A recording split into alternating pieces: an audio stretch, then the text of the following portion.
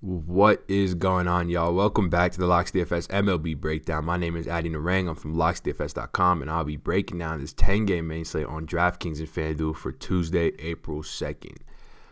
Before I get into that, though, just a few things. If you guys want to follow me on Twitter, you can do so at ReallyAddy. That's where I just tweet about everything sports and where you can tweet at me any questions you may have as we get closer to lock. I'm always checking my Twitter.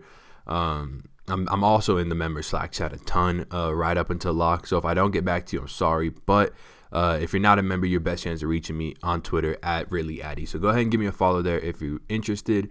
And then go ahead and leave a like and comment on this video. You'll be entered into our giveaway. We had two winners last week because I announced a winner on this video and Christian announced one on his. I believe it was like Ishman on Christian's and Lawrence Rayner on mine. I think both have reached out to us and gotten their free season passes. They're in the MLB Slack chat now. So congratulations to you two. And if anyone else wants the opportunity to win that, all you got to do is leave a like and comment throughout the week, throughout all these videos, and then we'll pick a winner on Monday. But with that being said, let's get into this slate. So it's a big change from yesterday's slate where there was really no big name pitching options. Now we just have a plethora. We have Max Scherzer, Verlander, Sale, Berrios, Snell, and Ryu.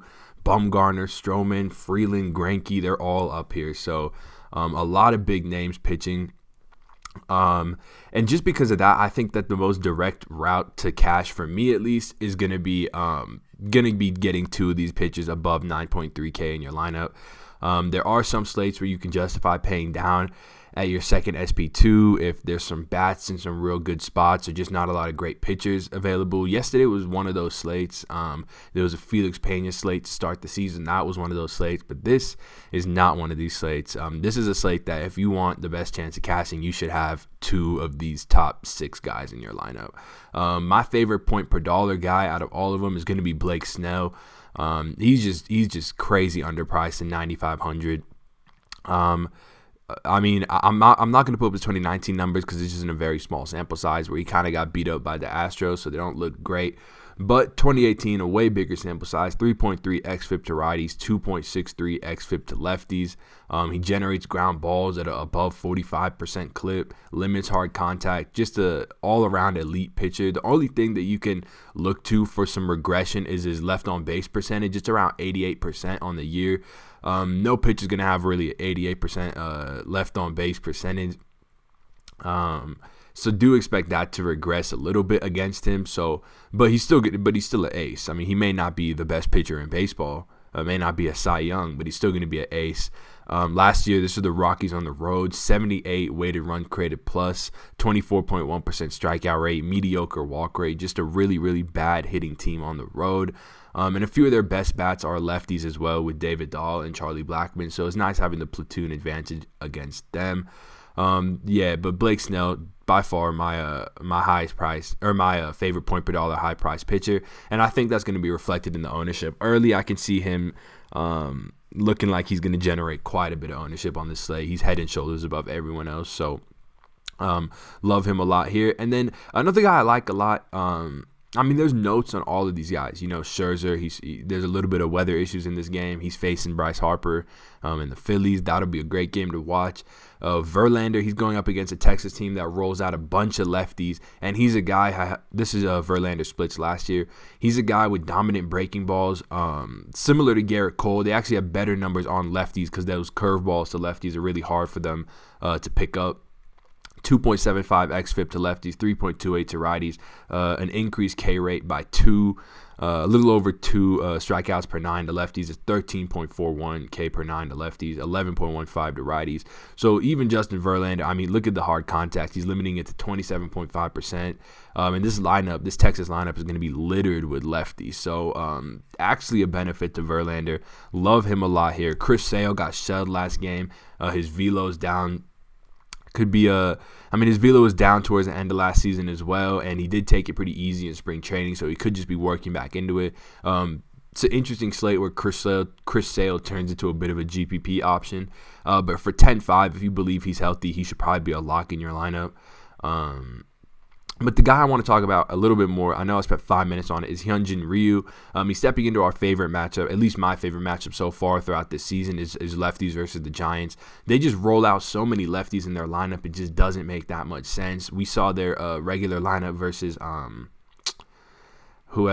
Urias had 6 lefties in it, and that was including the pitcher. So only 3 righties, and those righties were like Posey, Longoria, and Connor Joe. Every other hitter in the lineup was a lefty or a pitcher. That benefits Hyunjin Ryu a lot. We saw him dominate through 6 innings with 8 strikeouts versus the Diamondbacks, who actually profile as a decent team versus left-handed bats. So that was impressive to see. And I guess the risk with him is the risk with all Dodgers pitchers that Dave Roberts might cap his pitches at some amount, like 85. But he got stretched out to about 82. In the first game. I can see him pushing 90 plus here in this game, especially if he's rolling. I think 6 innings, maybe even 7 is well within the cards for him. This is just a 2019 sample size. Obviously, it's only 6 innings, but 1.2 xFIP to lefties, 2.17 to righties. 2018 was just as good. Hyunjin Ryu really started dominating towards the end of 2018 when he doubled his changeup usage. He gets like I believe a 23% swinging strike rate on that changeup.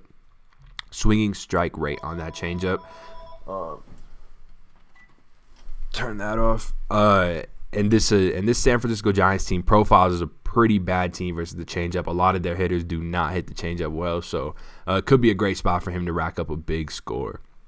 With that being said, that's 6.5 minutes on pitchers, so let's go ahead and get into some hitters. So a couple spots to target for bats, because let's assume that you put in someone like Snell, and let's say you plug in someone like Ryu, who was I just talking about? Yeah, Ryu. It leaves you with 3,900 for bats, so you are going to have to find some value. It's a decent price tag for bats, but you're definitely going to have to find a good amount of value to make this work. I think one spot to look to for me is going to be some of these Mets lefties are pretty underpriced. Brandon Nimmo sitting at 3.9K, should be leading off. We have Robinson Cano at 3.9K as well. Should be hitting third as usual. Conforto's not too bad at 4.5 either. McNeil, 4K. Love the spot for lefties versus Jose Urena. This is his numbers last year versus lefties. He gave up a 4.52 xFIP and a 1.37 home runs per 9. You have to keep in mind this is in Marlins Park too, so to give up a 1.37 home runs per 9 to lefties pitching half your games in Marlins Park, which is so big, definitely indicates that you're giving up a decent amount of hard contact and fly balls, and that is indicative of his numbers. 41.3 hard contact rate to lefties, 34.7% fly ball rate. Just a great spot for a lot of these Mets lefties, and they come at a fairly cheap price tag, so you should be able to afford them. And then another spot I think you could look to bats is the Toronto Blue Jays. I mean, I don't know. I guess based on our Slack chat, you would think that the Toronto Blue Jays are just like the worst team in baseball, that they're just like no one's going to play the Toronto Blue Jays based on our Slack chat for the rest of the season. It's so funny. But I mean, they're in a great spot after a great spot. They've got Orioles pitching to beat up on, an Orioles team that exhausted a lot of their bullpen in their series versus the Yankees. Doesn't even profile as a great bullpen anyway, but they use a lot of them versus the Yankees, and doesn't profile as a great starting pitching group. Obviously, the guy taking the mound tonight is Cashner for them. These are his numbers for last year. He had a 5 xFIP to lefties and a 5.38 xFIP to righties. Home run per 9 rate of 1.73 to lefties, 1.2 to righties. Increased walk rates. His walk rate was almost equal to his strikeout rate versus righties. Gives up a bunch of hard contact, above 30%. Decent amount of fly balls as well. Just a great spot for any bat facing him. We saw his last start versus the Yankees in Yankee Stadium, which is obviously a tough start. He only went about 3 1/3, I believe. Walked quite a few guys and got knocked out of that game. And I expect the same in this Toronto matchup. And the best part about this is, since Toronto has been pretty cold to start the year, a lot of these guys' price tags are not that bad. I mean, getting McKinney, if he leads off again, at 3.8, Drury at 3.6, Smoke at 4.2, even Rowdy and Grichuk at 4.4. Just great prices on all these guys. You can afford them with 2 high-priced pitching options. So I think we're going to see Toronto be big chalk again. And I will be back on that train as always, just because it hasn't worked so far. And I mean, it did kind of work. They put a 5 runs yesterday. It just wasn't the most fantasy relevant guys. But Just because those big guys haven't gone off yet doesn't mean they're not going to, and especially in a matchup versus Andrew Cashner, definitely a spot that I'm going to be looking to target. So I think that should wrap it up. I guess I actually have to do some home run calls, but I haven't really thought too much about this. So typically how we do this is we like to do a home run call under 4K and a home run call above 4K. And so let's get into it. The guy I know who I want to have, but I haven't looked at their prices yet. So I hope it fits the mold. The guy that's going to be above 4K for me is going to come out of this Houston game. I didn't touch much on Houston versus Shelby Miller because a lot of them are priced up. But if I'm picking a home run from one of these guys, I'm going to go back to the well with George Springer. We saw him hit a leadoff dong last game versus Drew Smyly in Texas. I think he could do the similar versus Shelby Miller. Everything about Shelby Miller profiles as an awful starter, so this is a great spot for Houston. And I think getting their leadoff guy who could get 6 ABs gives me a good chance to get a bomb out of one of them. And then to go a little bit cheaper, I'm going to come down here and I'm going to go with Rowdy Tellez at 4K at first base. It's either him or McKinney for me. I think both these guys are in play. Like I talked about, Andrew Cashner, 1.73 home run per 9 to lefties last year. Gives up a bunch of hard contact, a bunch of fly balls. So look towards the lefties here, but the righties as well. He struggles walking righties, so look towards them as well. But I'm going to go with Rowdy Tellez. I think he hits a shot in this game off of Cashner. So Tellez for me and George Springer as my high price option. So with that all being said, guys, thank you so much for checking out this video. Make sure to hit like and comment on it to be entered into that giveaway. I hope you guys win a ton of money tonight, and I will see y'all tomorrow. Peace.